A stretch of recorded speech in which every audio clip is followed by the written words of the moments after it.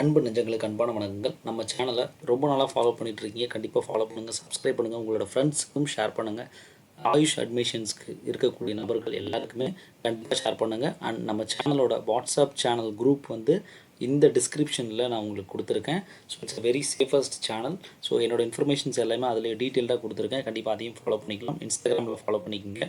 And keep in touch. நீங்கள் join பண்ணாலும் எப்போவுமே நீங்கள் லைவில் டச்லேயே இருங்க. நிறைய இன்ஃபர்மேஷன்ஸ் உங்களுக்கு கொடுக்க காத்திருக்கேன். சரி, இன்றைக்கி லக்ஷ்மணன் ஒரு கொஸ்டின் கேட்டிருக்காரு. சார் ப்ளீஸ் 7.5 ரிசர்வேஷனும் ஸ்பெஷல் கேட்டகரியில் வருமா சார்? நானும் ஸ்பெஷல் கேட்டகரி ஃபார்ம் ஃபில் பண்ணணுமா சார்? சரி, எப்போவுமே ஒரு விஷயம் தெளிவாக புரிஞ்சுக்கணும். ஒரு முறை நான் வந்து என்ன படித்தாலும் சரி, என்ன தான் உங்களுக்கு சொன்னாலும் சரி, ஒரு முறை ப்ரௌச்சரை டாப் டு பாட்டம் ரீட் பண்ணுங்கள். சரி, அது ஏன் சொல்கிறேன் அப்படின்றத இப்போ பார்ப்போம். சரி, அதாவது உங்களோட ப்ரௌச்சரில் நான் அந்த 90 பேஜஸ் ப்ரௌச்சர் சொன்னேன் இல்லையா, அதில் பேஜ் நம்பர் 3 அல்லது சைடில் பிடிஎஃபோட அந்த ஆர்டரில் பேஜ் நம்பர் 7 எடுத்திங்கன்னா சொல்லியிருப்பான், counselling to government school students under 7.5 reservation, admission to under graduate courses. அதாவது கவர்மெண்ட் ஸ்கூலில் படித்த 7.5% கீழே வரக்கூடிய ஸ்டூடெண்ட்ஸ் அண்டர் கிராஜுவேட் கோர்சஸ், அதாவது மெடிசனோ டென்டிஸ்ட்ரியோ அல்லது இந்தியன் மெடிசன் கோர்சஸ்க்கு நீங்கள் போகிறீங்க அப்படின்னா இந்த ஸ்கூல் ஆக்ட் படியும், ரைட்டா?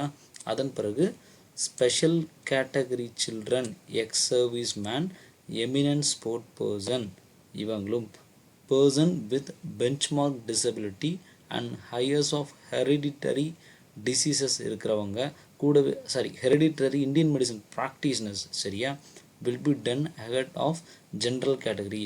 அதாவது நீங்கள் இந்த 7.5 கோட்டாக்காக நீங்கள் வந்து இந்த அப்ளிகேஷன் ஃபில் பண்ணுறப்போ அதில் வந்து கேட்டிருப்பாங்க, நீங்கள் 7.5 கோட்டாவில் நீங்கள் சீட் எடுக்க விரும்புகிறீங்களான்னு. அந்த அப்ளிகேஷனில் ஒரு கொஸ்டின் இருக்கும். அந்த கொஸ்டினை நான் உங்களுக்கு வந்து காட்டித்தரேன். அந்த கொஸ்டினை நீங்கள் எஸ்ன்னு கொடுக்குறப்போ நீங்கள் ஆட்டோமேட்டிக்காக எலிஜிபிள் ஆகி ஜென்ரல் கோட்டாக்குள்ளே போயிடுவீங்க. சரியா? ஃபஸ்ட்டு உங்களுக்கு இந்த 7.5 சீட்டு கொடுத்து முடித்த பிறகு தான் அடுத்த உங்களுக்கு போகும். ஸோ நீங்கள் அப்ளிகேஷனில் தெளிவாக ஃபில் பண்ணாலே போதும்.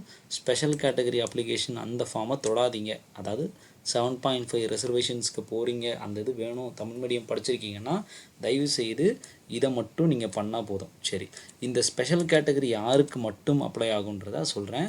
எக்ஸ் சர்வீஸ்மேன், ஆர்மியிலேருந்து ரிட்டையர்ட் ஆனவங்க, அடுத்து எமினன்ட் ஸ்போர்ட் பர்சன்ஸ் யாராவது இருக்கிறீங்க அப்படின்னாலோ, அல்லது பர்சன் வித் பெஞ்ச்மார்க் டிசபிலிட்டிஸ், ஏதாவது ஃபிசிக்கல் டிசபிலிட்டிஸ் இருக்கக்கூடிய பர்சன்ஸ், அதன் பிறகு போலியோ அஃபெக்டட் பர்சன்ஸ் அவங்களா இருந்தாலோ, அல்லது heirs of hereditary Indian medicine practitioner, பரம்பரையாக என்னோடய அப்பா வந்து பரம்பரையாக ப்ராக்டிஸ் பண்ணுறாரு, நான் வந்து சித்தா படிக்கணும்னு நினைக்கிறேன்னா உங்களுக்கு ஒரு இடஒதுக்கீடு வழங்கப்படுகிறது. ஸோ இவங்களும் இந்த கேட்டகரியில் உள்ளவங்க மட்டும்தான் நம்ம ஸ்பெஷல் கேட்டகரி அப்ளிகேஷனை வந்து ஃபில் பண்ணணும். இவங்களும் ஜென்ரல் கேட்டகரியில் உள்ளே கொண்டு வரப்பட்டு முதல்ல இவங்களுக்கு சீட்டு கொடுத்து முடித்த பிறகு தான் உங்களுக்கு மற்றவங்களுக்கு சீட்டு கவுன்சிலிங் நடக்கும் அப்படின்றது தான் இந்த இது டினோட் பண்ணுது.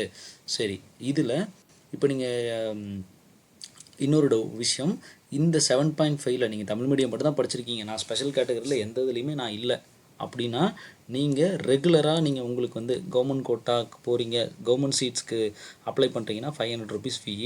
அதன் பிறகு இதே மேனேஜ்மெண்ட் கோட்டாக்கு அப்ளை பண்ண போகிறீங்க அந்த மாதிரி ஏதாவது இருந்துச்சுன்னா அதுக்குள்ள ஃபீ, அப்படி அதுக்கு என்னவோ அந்த கனெக்ஷன்ஸில் நீங்கள் போயிடுவீங்க. சரி, இதே ஸ்பெஷல் கோட்டாவில் நீங்கள் வந்து காஸ்ட் ஆஃப் ஸ்பெஷல் கேட்டகரி அப்ளிகேஷன்ஸை ஃபில் பண்ணுறீங்க, நீங்கள் இந்த 4 கேட்டகரியில் மட்டும்தான் வரீங்க. சார் நான் 7.5லாம் நான் படிக்கலை சார், நான் வந்து ஒரு எக்ஸ் சர்வீஸ்மேன், ஸ்போர்ட்ஸ் பர்சன் நான், அல்லது ஏதாவது டிசபிலிட்டி இருக்குது அதுக்கான சர்டிஃபிகேட் என்கிட்ட இருக்குது, அல்லது நான் ஹெரிடிட்டரியாக ப்ராக்டிஸ் பண்ணக்கூடிய அப்பாவோட பையனா, ஸோ அப்படின்னு நினச்சிங்கன்னா நீங்கள் 100 ரூபா அப்ளிகேஷன் ஃபில் பண்ணிவிட்டு இந்த அப்ளிகேஷனோட கடைசி பேஜஸில் 84th பேஜஸில் இருக்கக்கூடிய அந்த ஒரு இருக்கக்கூடிய பேஜஸை மட்டும் ஃபில் பண்ணினால் போதும்.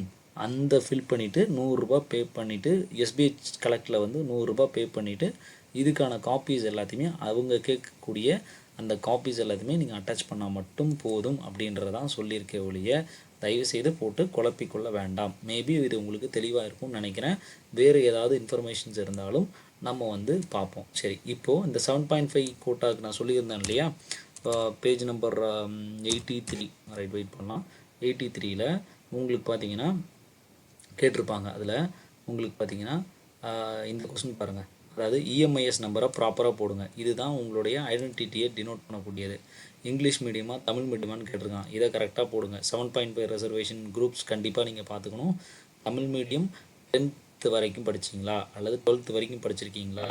சரி, 12th வரைக்கும் தமிழ் மீடியம், ஃபுல்லாக தமிழ் மீடியத்தில் படிச்சிருக்கேன் அப்படின்னா மட்டும்தான், அதாவது 6th-லேருந்து 12th வரைக்கும் படிச்சிருந்தால் மட்டும்தான் நீங்கள் தமிழ் மீடிய கோட்டாக்கு எலிஜிபிள். அப்புறம் Tamil as one subject, Tamil வந்து ஒரு பாடமாக 10th-லேயும் அல்லது ஹையர் செகண்டரி வரைக்கும் படிச்சிருக்கீங்களான்னு கேட்டிருக்காங்க.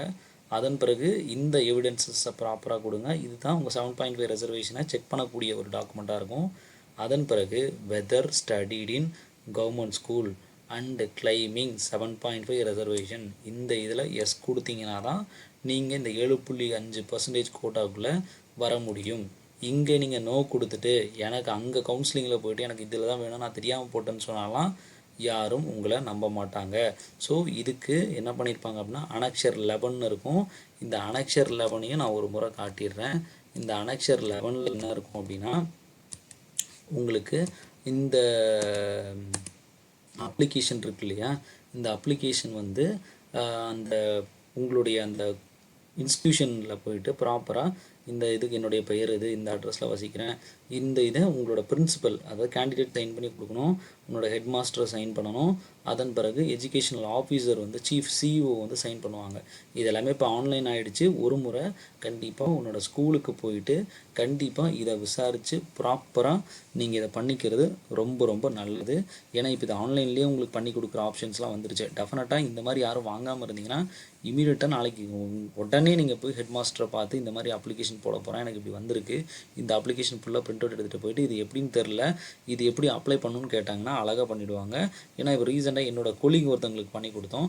அதாவது பார்த்தீங்கன்னா இந்த இதை அழகாக, ஏன்னா அவங்க படித்து முடிச்சு இப்போ 10 வருஷம் ஆகிடுச்சு, டிகிரிலாம் முடிச்சு, இப்போ ஏதோ ஒரு எக்ஸாமுக்கு போகிறப்போ 10th சர்டிஃபிகேட் அந்த தமிழ் மீடியம் சர்டிஃபிகேட் வேணுன்றதுனால அந்த ஸ்கூலில் போய் திரும்ப கேட்டாங்க. ஏன்னா பிரின்சிபல் அவங்களாம் மாறியிருப்பாங்க இல்லையா, ஹெட் மாஸ்டர்லாம் மாறியிருப்பாங்க.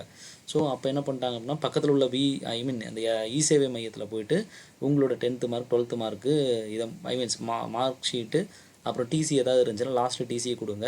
வித்தின் ஒரு 3 days உங்களுக்கு வந்து அதை வெரிஃபை பண்ணி சிஓ ஆஃபீஸ்லேருந்து சர்டிஃபிகேட் வந்து வந்துடும்னு சொல்லியிருந்தாங்க. ஸோ இந்த மாதிரி தான் இன்றைக்கி நடந்துகிட்ருக்கு. அதனால் தயவுசெய்து இதை கரெக்டாக பார்த்து கரெக்டாக பண்ணிவிடுங்க.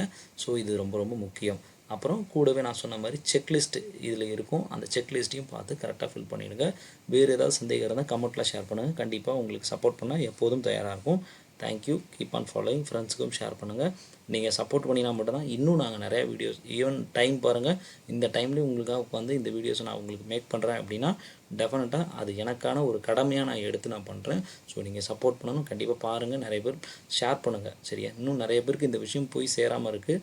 ரொம்ப ரொம்ப தேங்க்யூ.